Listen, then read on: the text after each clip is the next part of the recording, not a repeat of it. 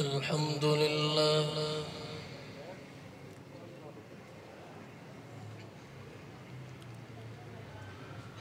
الحمد لله وكفى وسلام على عباده الذين اصطفى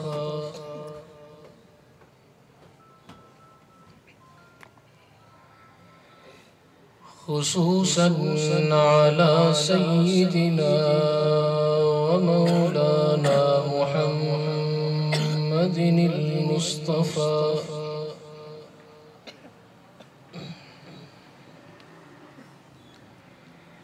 وعلى آله وأصحابه أجمعين أولي الصدق والصفاء. أما بعد فأعوذ بالله من الشيطان الرجيم. بسم الله الرحمن الرحيم. إن هذا القرآن يهدي للتي هي أقوم. وقال تعالى يريدون ليطفئوا نور الله بأفواههم والله متم نوره ولو كره الكافرون. وقال النبي صلى الله عليه وسلم خيركم من تعلم القرآن وعلمه أو كما قال عليه الصلاة والسلام. اللهم صل على محمد وعلى آل محمد كما صليت على إبراهيم وعلى آل إبراهيم إنك حميد مجيد. اللهم بارك على محمد وعلى آل محمد كما باركت على إبراهيم وعلى آل إبراهيم إنك حميد مجيد.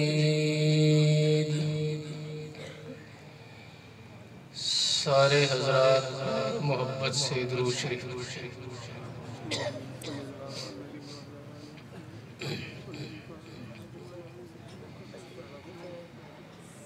حضرات گرامی، میرے انتہائی واجب الاحترام ذی قدر علماء کرام، مہمانان گرامی، استاذ العلماء، جامع المحاسن والکمالات حضرت مولانا مفتی مجیب الرحمن صاحب دامت برکاتہم، دیگر علماء کرام اور قرب و جوار سے تشریف لائے ہوئے میرے بھائیوں، دوستوں، بزرگوں، آج کا یہ خوبصورت پروگرام، آج کی یہ نشست، آج کا یہ مبارک اجتماع ان خوش نصیب طلباء کے اعزاز میں ہے جن کے سینے میں اللہ نے وحی کو محفوظ کیا. آپ جس بچے کو چھوٹا اور ناسمجھ سمجھ کر موٹر سائیکل کی چابی نہیں دیتے، پیسوں والی الماری کی چابی نہیں دیتے، گاڑی کی چابی نہیں دیتے کہ چھوٹا بچہ ہے ضائع نہ کر دے، نقصان نہ کر دے.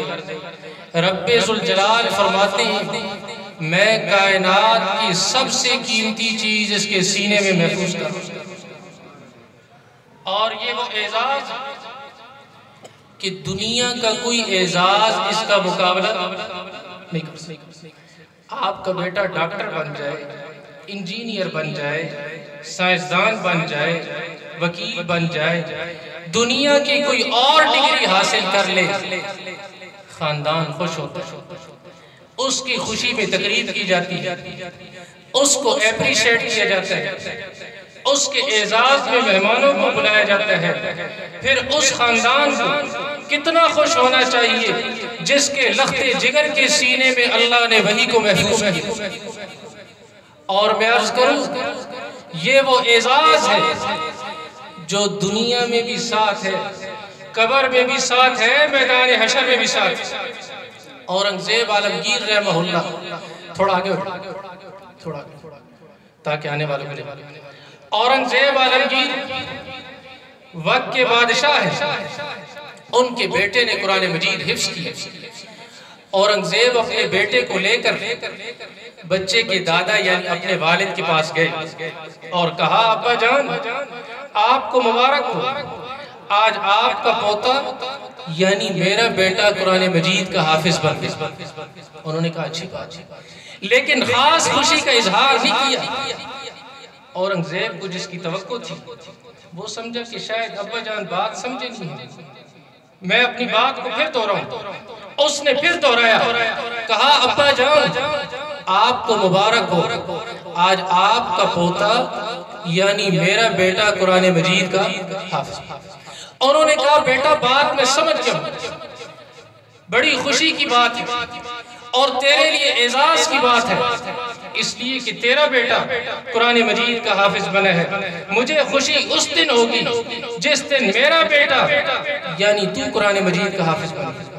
اورنگزیب کے دل پہ بات لگی، دل سے نکلی ہوئی بات اثر رکھتی ہے، پر نہیں مگر طاقت پرواز رکھتی ہے۔ وہیں سے اٹھے اور جا کر قرآن مجید حفظ کرنا شروع کیا۔ ٹھیک 1 سال کے بعد واپس اپنے والد کے پاس گئے اور کہا ابا جان آپ کو مبارک ہو، آج آپ کا بیٹا یعنی میں قرآن مجید کا حافظ بنا۔ اور میں عرض کروں، یہ قرآن مجید جو رب ذوالجلال کا آخری اور لا ریب کلام ہے، آپ صلی اللہ علیہ وسلم کے قلب اطہر پہ غار حرا کی خلوتوں میں اترا، جبریل امی لے کر آئے اور آپ صلی اللہ علیہ وسلم نے غار حرا سے نکل کر دار ارقم میں ایک مدرسہ بنایا اور اس مدرسے میں صحابہ کو قرآن مجید پڑھنا سکھایا۔ اور میں عرض کروں، کائنات میں صحابہ جیسا شاگرد کوئی نہیں آیا، حضور جیسا استاد کوئی نہیں آیا۔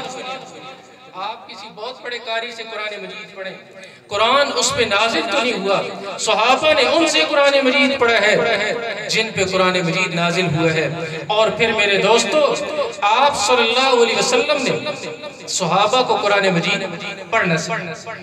آج بدقسمتی سے امت جسے کام نہیں سمجھتی، دکان کھولنے کو کام سمجھے گی، لیبارٹری میں پیشاب ٹیسٹ کرنے کو کام سمجھے گی، دفتر میں جانے کو کام سمجھے گی، زمین بیچنے کو کام سمجھے گی، لیکن قرآن مجید پڑھنے سیکھنے کو کام نہیں سمجھے۔ اور اس کا اثر یہ ہے، اس کا نقصان یہ ہے، آج کوئی قرآن پشتوں میں پڑھ رہا ہے، کوئی سرائکی میں پڑھ رہا ہے، کوئی پنجابی میں پڑھ رہا ہے، پتہ ہی نہیں قرآن کا معنی کہیں سے کہیں چلا جاتا ہے۔ اس لیے میرے دوستو، یہ طے کرو، یہ نیت کرو، جب تک اللہ نے موقع دیا ہے، زندگی میں سانس باقی ہے، ہم انشاءاللہ قرآن مجید کو سیکھیں۔ اور پھر صحابہ میرے آقا قرآن مجید سکھا رہے ہیں، صحابہ قرآن مجید سیکھ رہے ہیں، اور صحابہ قرآن اس انداز سے پڑھتے تھے، معلوم یہ ہوتا تھا قرآن مجید ابھی نازل ہوا ہے۔ آپ صلی اللہ علیہ وسلم نے حضرات صحابہ کرام کی صفات کو بیان کیا۔ آپ نے فرمایا میری امت کے سب سے رحم دل ابو بکر رضی اللہ تعالیٰ عنہ۔ آپ نے فرمایا اللہ کے حکموں پہ سب سے زیادہ سخت وہ حضرت عمر رضی اللہ تعالیٰ عنہ ہیں، اور شرم و حیا کے پیکر حضرت عثمان رضی اللہ تعالیٰ عنہ، اور صحیح فیصلے کرنے والے، عدل و انصاف کے ساتھ فیصلے کرنے والے حضرت علی رضی اللہ تعالیٰ عنہ۔ اور آپ نے فرمایا میری امت کے سب سے بڑے قاری ابی بن کعب اور عبداللہ ابن مسعود رضی اللہ عنہ۔ اور حضور اقدس صلی اللہ علیہ وسلم نے ان کو اعزاز دیا. آپ نے فرمایا جس کا جی یہ چاہے وہ قرآن مجید اس انداز سے پڑھے جیسے میرے رب نے نازل کیا ہے، تو وہ قرآن یوں پڑھے جیسے عبداللہ ابن مسعود پڑھ سکتے. آپ صلی اللہ علیہ وسلم تشریف فرمائے. ادھر دیکھو حضرات صحابہ کرام موجود ہیں. آپ نے عبداللہ ابن مسعود سے فرمایا عبداللہ میرا جی یہ چاہتا ہے تم قرآن مجید پڑھو اور میں قرآن مجید سنوں. عبداللہ ابن مسعود رو کے عرض کرنے لگے اللہ کے رسول بھلا میں آپ کو کیا قرآن مجید سناؤں؟ آپ کا سینہ علم نبوت کا خزینہ ہے، میرے رب نے قرآن مجید آپ پہ نازل کیا ہے، بھلا میں آپ کو کیا قرآن مجید سناؤں؟ آپ نے فرمایا میرا جی یہ چاہتا ہے تم پڑھو اور میں قرآن مجید سنوں. عبداللہ ابن مسعود نے پڑھنا شروع کیا، امام الانبیاء نے سننا شروع کیا. غور کرو نا وہ کیسی محفل قرات ہوگی جس میں پڑھنے والے ابن مسعود اور سننے والے امام الانبیاء ہوں گے. دعا کرو اللہ ایسی محفل ہمیں بھی نصیب فرمائے. بیٹا پڑھ رہا ہو باپ سن رہا ہو، بیٹی پڑھ رہی ہو ماں سن رہی ہو، پوتا پڑھ رہا ہو دادا سن رہا ہو، نواسا پڑھ رہا ہو نانا سن رہا ہو. گھر میں ایسا ماحول آیا آپ یقین کریں گھر جنت کے نمونے بن جائے. ابن مسعود پڑھتے گئے جب اس آیت پہ پہنچے فَكَيْفَ إِذَا جِئْنَا مِن كُلِّ أُمَّةٍ بِشَهِيدٍ وَجِئْنَا بِكَ عَلَى هَؤُلَاءِ شَهِيدًا. میرے محبوب قیامت والے دن جب سارے انبیاء اپنی اپنی امتوں پہ گواہی دیں گے، آپ اس امت پہ بھی گواہی دیں گے، پچھلی ساری امتوں پہ گواہی دیں گے، اس دن کیا عالم ہوگا.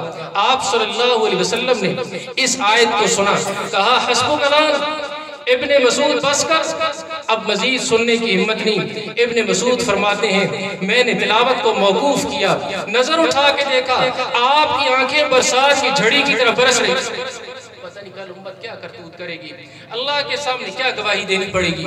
تو میں عرض کر رہا تھا آپ صلی اللہ علیہ وسلم صحابہ کو قرآن مجید سکھا رہے ہیں اور صحابہ قرآن مجید سیکھ رہے ہیں. اور پھر جس چیز کی نسبت قرآن کے ساتھ ہوتی چلی گئی وہ چیز عظمتیں پاتی چلی. اس لیے کہ نسبت سے چیز کی قیمت بدل جایا کرتی ہے. ایک عام پتھر ہے، ایک مسجد میں لگا ہوا پتھر ہے، دونوں میں بڑا فرق ہے. ایک عام کپڑا ہے، اس کو کبھی بچے اٹھا کر ادھر سے ادھر پھینک رہے ہیں، کبھی آپ اس سے گھر کی کوئی چیز صاف کر رہے ہیں، آپ نے پھر اس کپڑے کو اٹھایا، صاف کیا، اس کو سیا، قرآن مجید کا غلاف بنایا. اب علماء فرماتے ہیں یہ کپڑا قرآن کے ساتھ جڑ گیا ہے، اتنا قیمتی ہوا اتنا کہ اب اس کو ناپاک ہاتھ لگانا جائز نہیں. ایک کپڑا قرآن کے ساتھ جڑ جائے اتنا قیمتی ہوتا ہے، حضور کا امتی قرآن کے ساتھ جڑ جائے گا کتنا قیمتی ہوتا ہے. دعا کرو اللہ قرآن مجید کے ساتھ نسبت نصیب فرمائے، قرآن مجید کی محبت نصیب فرمائے، اور جو قرآن کے ساتھ جڑتا چلا گیا عظمتیں پاتا چلا. امام عاصم کوفی رحمہ اللہ قرات کے بہت بڑے عالم گزرے. ایک دن طلباء کو سبق پڑھا رہے تھے، اچانک ان کے منہ سے خوشبو جاری. ایک طالب علم نے کہا حضرت آپ نے کون سی خوشبو لگائی ہے؟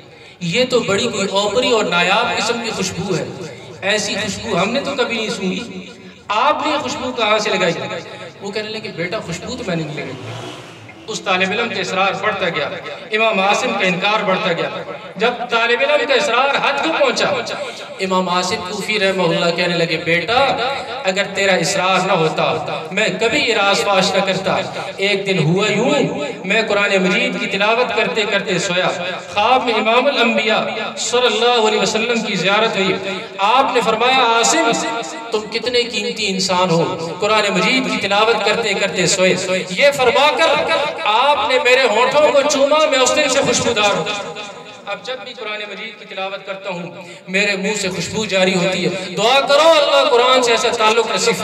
اور پھر الحمدللہ آج 1400 سال کے بعد یہ قرآن مجید جیسے مکہ میں نازل ہوا تھا، بدر و حنین میں نازل ہوا تھا، مدینہ میں نازل ہوا تھا، آج 1400 سال کے بعد بھی یہ قرآن آپ کی مسجد میں، آپ کے بچے کی زبان پر، آپ کی اپنی زبان پر، آپ کے محلے میں بالکل اسی انداز سے محفوظ ہے جیسے 1400 سال پہلے مکہ میں نازل ہوا.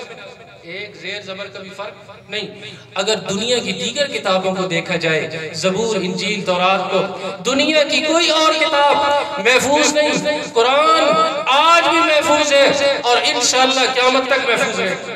اس لیے کہ اس کی حفاظت کا ذمہ کسی سوسائٹی کے ذمہ نہیں، کسی وڈیرے کے ذمہ نہیں، کسی راجے کے ذمہ نہیں، کسی چودھری کے ذمہ نہیں، اس کی حفاظت میرے رب کے ذمہ ہے، اور جس چیز کی حفاظت میرا رب کرنے پہ آ جائے اسے کوئی ختم۔ اور پھر جن ذرائع سے اس قرآن مجید کی حفاظت ہوتی ہے، ان ذریعوں کی حفاظت بھی میرے رب کے ذمہ ہے۔ آپ جب چائے کی حفاظت کرتے ہیں، اس پیالی کی بھی تو حفاظت کرتے ہیں جس میں چائے ہوتی ہے، دودھ کی حفاظت کرتے ہیں، اس گلاس کی بھی تو حفاظت کرتے ہیں جس میں دودھ ہوتا ہے۔ تو جب رب ذوالجلال نے قرآن مجید کی حفاظت اپنے ذمہ لی ہے، تو جن ذرائع سے قرآن کی حفاظت ہوتی ہے وہ ذریعے علماء ہیں، طلباء ہیں، قراء ہیں، مدارس دینیہ ہیں، جہاد کے مراکز ہیں، تبلیغ کے مراکز ہیں، خانقاہیں ہیں، ان تمام ذرائع کی حفاظت میرے رب کے ذمہ ہے۔ آج کے اس گئے گزرے دور میں 1400 سال کے بعد بھی آپ جس خیر کو دیکھتے چلے جائیں گے، اس کے پیچھے مسجد اور مدرسہ آپ کو نظر آتا چلا جائے گا۔